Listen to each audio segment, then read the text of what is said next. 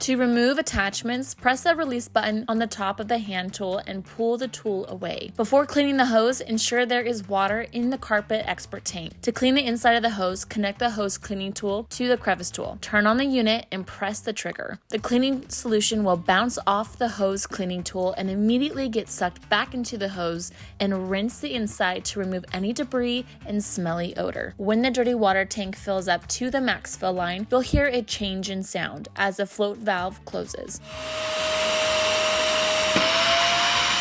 Remove the dirty water tank by pulling upwards on the handle. Remove the top of the dirty water tank by pulling the handle forward, shown in the sticker instructions. Then lift the top off and pour out the dirty water into the sink. After removing and emptying the dirty water tank, approach the unit and remove the foam filter located on the dirty water side. Clean the foam filter underneath a faucet to off any debris. Before storage, to avoid bacteria forming when in storage, we recommend cleaning parts with soap and water and letting them dry before storing. Once the parts are completely dry, tightly wrap the cord and clip it into itself. Reinstall the Carpet Expert and StainStriker tank, ensuring the caps are screwed back onto their respective tanks. Firmly press down and click them back into the unit. Place the foam filter back into its location and put the top lid back onto the dirty water tank and click it back into the unit. Reattach the hand tool to the crevice tool, then wrap the hose around and insert the handle by lining up the grooves and sliding it down into the holder. If you're looking for more assistance, visit us at sharkclean.com.